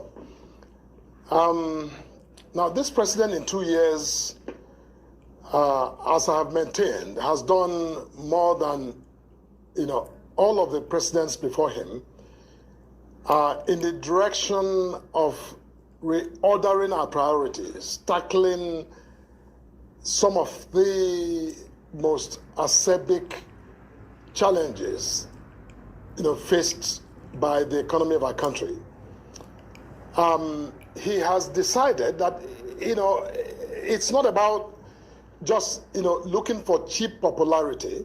See this moment. But willing to do the tough things. To even see the word, not the flow. That may momentarily seem unpopular, but are decidedly crucial to the long-term good health of our country's economy.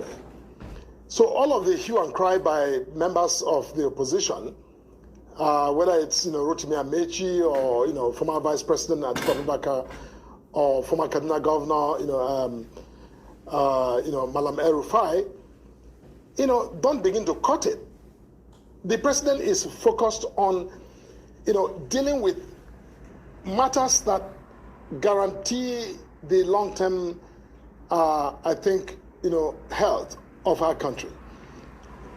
Now, you see, what is funny is that all of these voices put together don't even begin to speak to what they think this president should be doing different from what he's doing.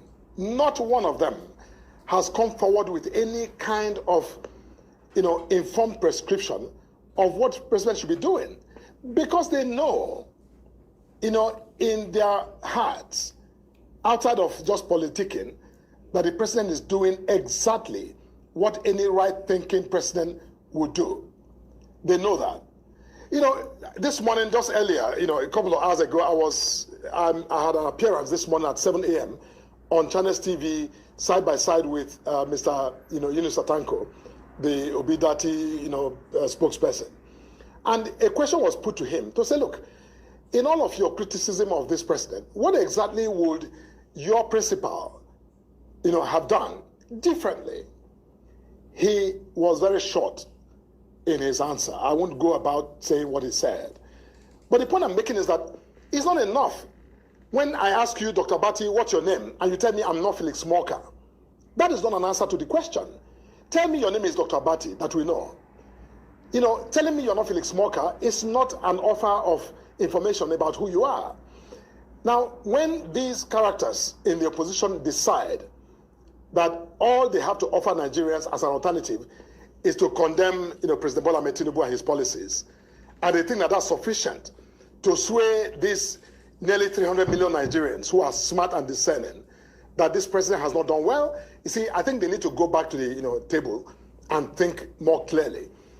As far as we're concerned, this president, whether it's the 30-kilometer launch that you referenced, why not?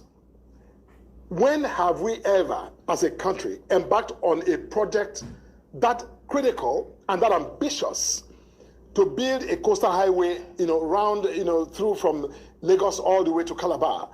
We haven't had that. We have had the Lagos Expressway, and we know, being just the single, artery of, road infrastructure that links, the southwest to the southeast, we know the pressure and the burden that has imposed on, transportation of goods and services.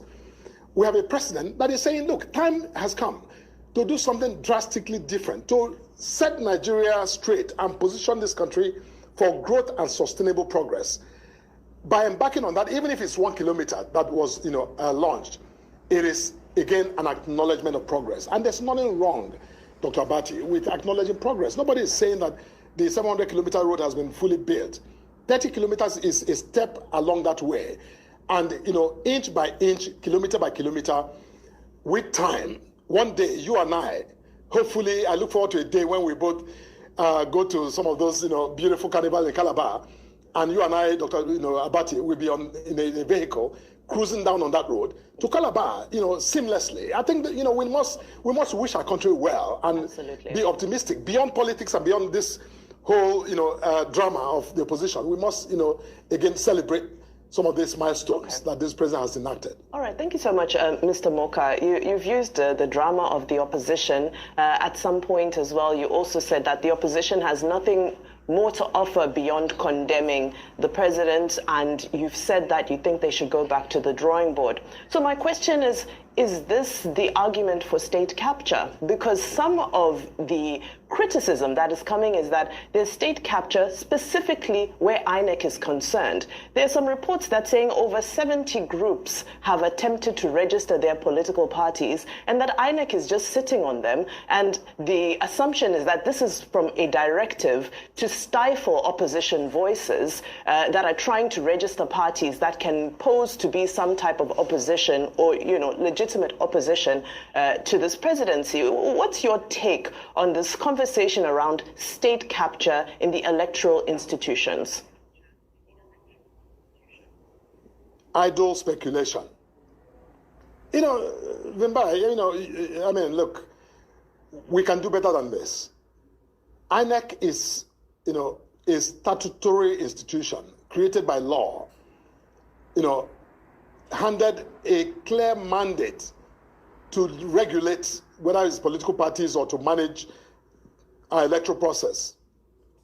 We cannot second guess that. INEC will deal with applications for registration of political parties based on legal criteria. It's not a political process.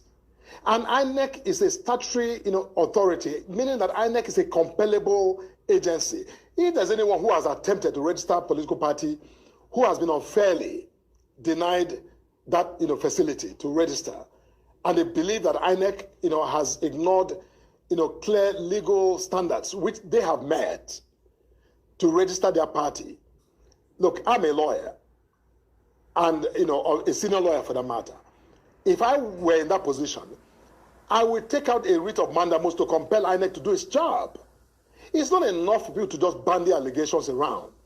Somebody wants to register a political party, has not met the standards, has not met the requirements, and comes to a national television or to put out a statement to say that, look, we're being denied. Nobody's been denied. If you are sat, you must prove. If you think INEC is denying you unfairly, or that INEC is pandering to some executive or whatever instruction or manipulation, you must show evidence of that. And it's not that hard to show evidence of such a thing. So it's not enough to just come to Nigeria and say, look, we're being denied, when in fact you may not have met even the simple threshold requirement that qualifies you to be registered. And you think INEC will register you because, INEC wants to be, to pander to some, sentiments or emotions. That is not how it works. It doesn't work like that in Nigeria, and it doesn't work like that anywhere else. So I think that those who make that suggestion should really go back and figure out what they're doing wrong. If they think they've met the standards, like I said, they need to, take on INEC. They should go to court and compel INEC to do its job. That's INEC has statutory enforceable, duties that they should perform. So I don't buy that. Mr. Moka, I don't buy that, quite frankly. Mr. Moka, Rufai Hussein here. Yes, my dear brother. Mr. Moka. Rufai, how are you? Very well. You said that the other political parties have not brought forward any, objection or any road plan of some sort or road map of their own ideas and solutions to the problem at hand. What you said is not correct. I will refer you to Punch newspaper, 29th May 2024, where Atiku Abubakar offered 6 ways to remodel Tinubu's policy. Watch what eggs do to your brain. Take that reportage on that document, and where he pointed out his own point of view as regards the reforms, saying that they were not properly implemented, they were not properly addressed. Take, for instance, what he said in that document. Number one, he talked about the fact that we have floated the currency, but we've not had commensurate effect because the way these policies were being marshaled out, that the benefit of floating the currency was supposed to gain advantage with our local productive industry. But we're not gaining that advantage because productivity is at an all-time low. What are the ancillary things, what are the ancillary, things to add to that productive capacity to be able to make us gain the benefit of a cheap naira, as it were? Number one. Secondly, you talked about the coastal road. Coastal road that has a lot of transparency problem. A minister from the APC government sat down here just last week and affirmed to us that there was no independent competitive bidding process, that the contract was given to a company because they had worked in the past as regards a project that centered around the states where the president was governor, which is a violation of many laws of competitive bidding in the country. He said it, not my words. I also did ask for cost per kilometer of the project concluded. He said he will have to iterate the cost. But he said the first project cost they iterated was supposed to be 4 billion per kilometer, but I'm asking for the concluded cost per kilometer, which is a case of transparency issues. Leading up to that coastal road, we also talked about EIA and other sundry problems around the coastal road. The increase in electricity tariff, which my colleague Vimbai reported today, has led to people that can even afford increased tariff to go to other forms and go off the grid. So these are the multiple problems on ground. And you can also check that reportage of 29 May 2024, where Atiku Abubakar responded to all these things boldly, sir.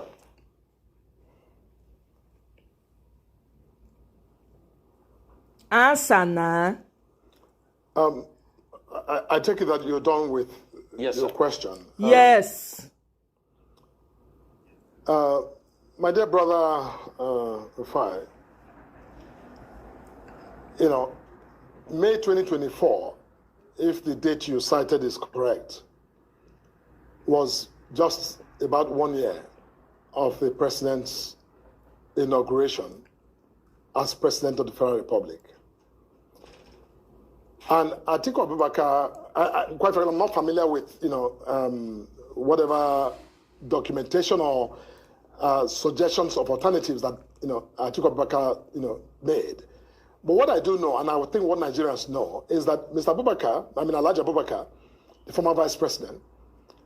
Hello, my name is Adam Ferrari, the Chief Executive Officer of Phoenix Energy. Not interested, dude.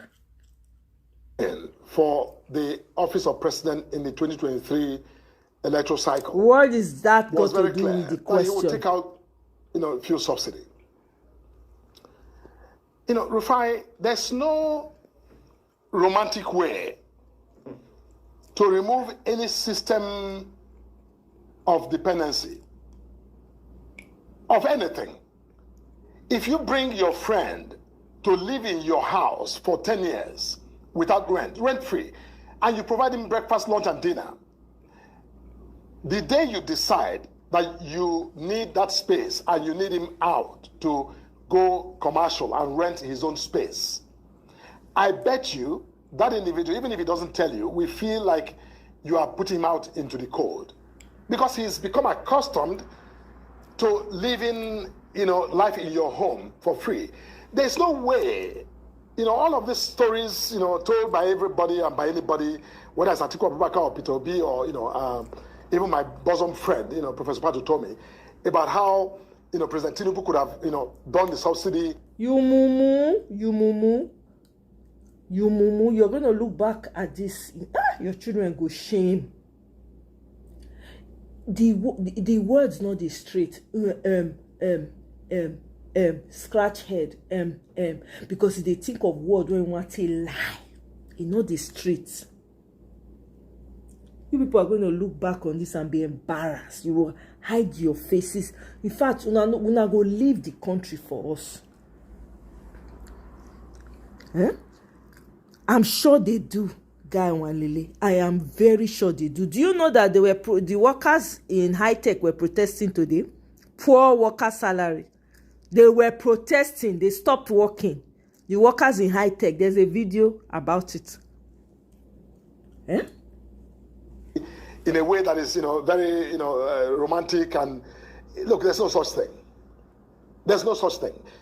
It's about relative impact. What is important is that there was the need, the real self-evident need for us to tackle those problems. And I think that in fairness to even some of the opposition figures, they too were very clear that they would do the same thing. Now, this revisionist idea, what you call alternative, suggestions by Atiku Abubakar, now because, in hindsight, 1 year later, you are not the president, you campaigned to be president, you were not elected, and the man who became president is enacting policies that, clearly, are superior even to your attempt to, suggest, a policy position. You now begin to second guess and, talk about, maybe you should have done, not 6 months later or 3 months later, or done with this and that. Look, all that is neither here nor there. What we are dealing with today, and I think that the result of this president's, bold, strategic intervention, demonstration of political will to tackle that elephant in the room that was sitting there for decades, that no president before him had the audacity and the political will to tackle, that I think is, worth celebrating, because it set this country at a fundamental level. Hi, Mr. Wonderful here. I don't waste time, and I definitely... Lies. Person wey no dey fit talk straight na so. Provided opportunities for us to rise beyond all of this, quibblings and tweaking of, systems. Point is, even his spirit is not agreeing with him. His conscience is saying one thing, his lips are saying another thing. Is there? You on this station, I watch you every day and I hear you, say them. But yes, whether we want to acknowledge them the way we should acknowledge them is a different matter. But I think everyone is clear. International institutions are also clear about this. And at a micro level, we're beginning to see, clear evidence of progress. 2 years, we're talking midterm here. We're not talking 4 years yet. 2 years on, I think that, Mr. Rufai, I think we must... Hey, Madam Luke, welcome. Welcome. Greetings, ma. Good to have you. We are citizens of Nigeria, and I think we all, no matter where we talk from or where we stand, we love this country. That's an assumption we must grant to everybody. Okay. This president, for example, never answered the question. You just they dance around. $1 to $1. Okay, power over. $200. I can get on my phone and order something from Amazon or somewhere else. Wait till they ask you, wait till they answer. But you know what? That will make him very popular. Okay. He has chosen to tackle the problems realistically rather than simply, take a shot at cheap popularity like other presidents have done. Okay, Mr. Moka, there were many things I talked about. I also talked about the lack of transparency in the coastal road. What would you say about a minister saying that a project was given to one contractor because of competence and not giving others the fairness of competitive bidding? Costing is another one that we've gone back and forth. And with due respect, let me finish, Mr. Moka. You said the economy is good. Sure. At 25% inflation rate, World Bank projection of 37% inflation rate, things are bad. You said the economy is good. The economy that was handed to President Tinubu was over 200 billion. Today is less than 200, about 199 billion thereabouts. You said the economy is good. More people have jumped into poverty, have been swept into poverty. Inflation is real. And the social factors are not any better. Insecurity has had an uptick. These are also other facts on ground. So tell me, a government that didn't employ transparency, what would you have done for a bidding process for the coastal road? Would you have just given it to one person rather than calling others to at least have an open bidding? And the cost involved, these are the things we are saying. That's what a lot of people are saying. Rufai, you see,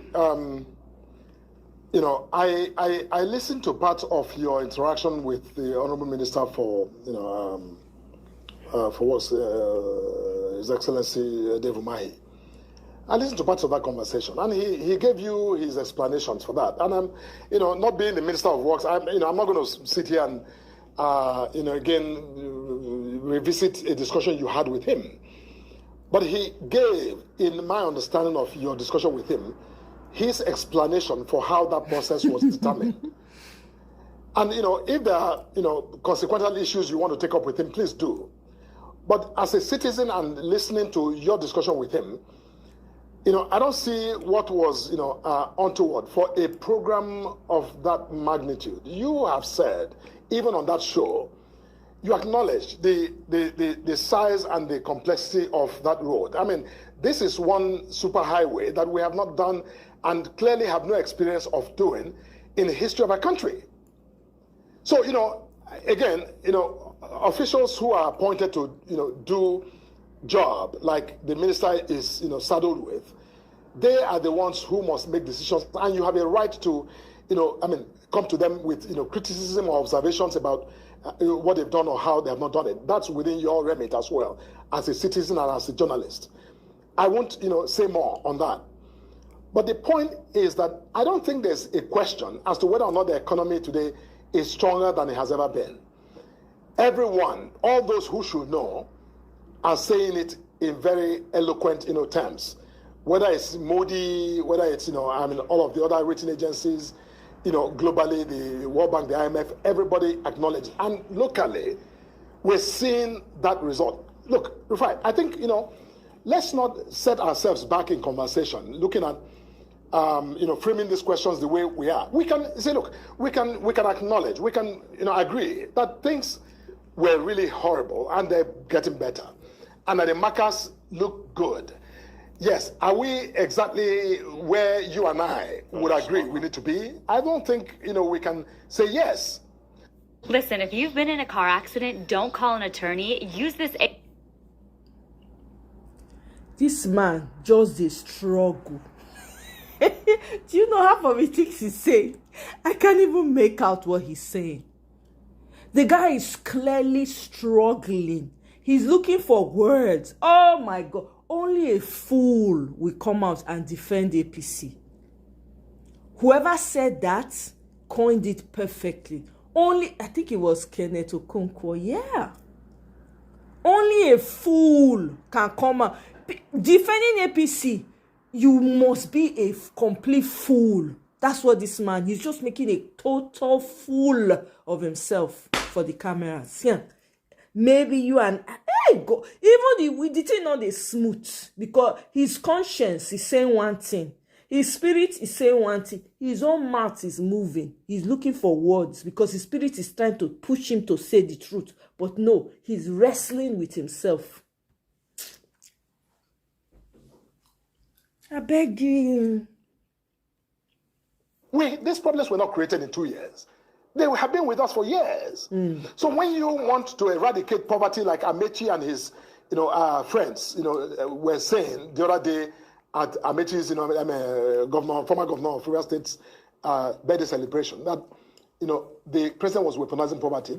That's just absurd. Like I said in my statement, 25 years almost, they didn't, eradicate poverty. And so I think it's unfair to expect this president in 2 years in midterm to, eradicate poverty. That's really unconscionable to suggest. Felix Marker, we need to go. Sorry, very Doctor. briefly, Yes, Doctor. in less than Yes, a minute. Doctor, yes. Are you really confident, as the chairman of your party pointed out, that 2027 is a done deal for the APC? Because in your statement, in what every other member of your party has been saying, you guys are so dismissive of the opposition, the coalition, Professor Tomi's shadow government. It's like, 2027 is already here and APC is already back in power. Are you that confident that it's just a done deal, a walkover? Briefly, please. Yes, Doctor. Look, it's not about, confidence. It's not about walkover. Nobody is taking anything for granted. We're working hard to win the confidence of Nigerians and to win their support. We are doing such a fantastic with job. A country that is over the last quarter of the 2024, that's growing at 4.6 when even some of the so-called richest countries of the world are growing under 1. I beg you, yes, a lot do toi. Keep quiet. Shada heho. Okay. You are doing a fantastic job convincing Nigerians. We see it. We see your work. Now let mouth to get no action. Empty words. Every day now they pie people. Go and talk to the people that they are buying their families that they should come and vote for you people. Let's see how that works for you. Go and meet them. Go and meet them. And then let them go and tell them on the street, oh, come and vote for me, oh. APC, you not see what they do not. I mean, not see what happened to Okowa. The women nearly rush Okowa when you mention APC. We'll see how you people do. Nonsense. I beg you, could hear words. All of you jokers. When I go pack come for that country for us. That one is for sure. That one is for sure. But whichever way, by all means necessary, you must have electricity. And you will not pay for estimated bill anymore.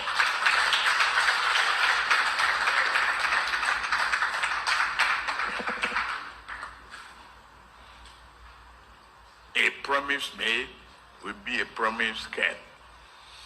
If I don't keep the promise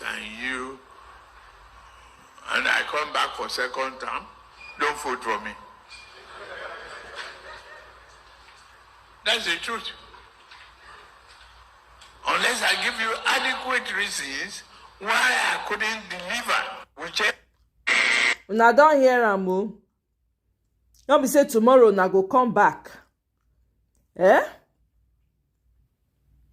Una don't hear am. Whichever way. See am. Hey.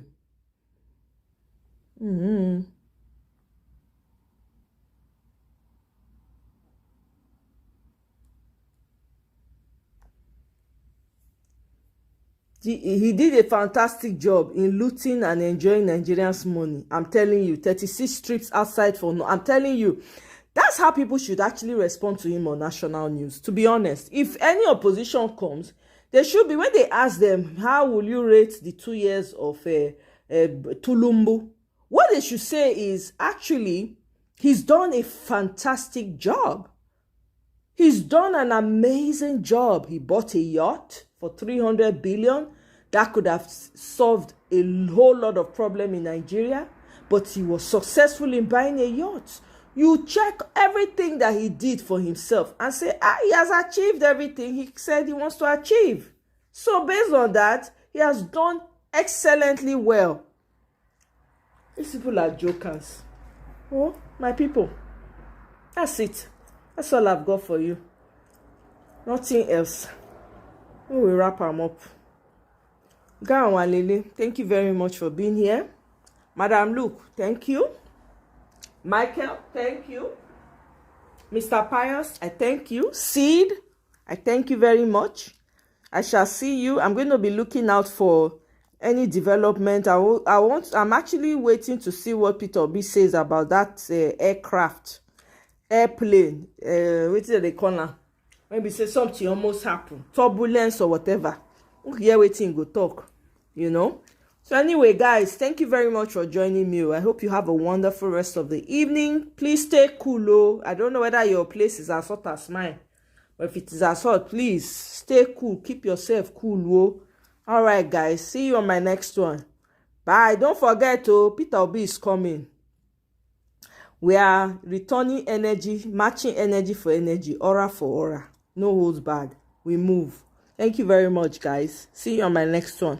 Bye.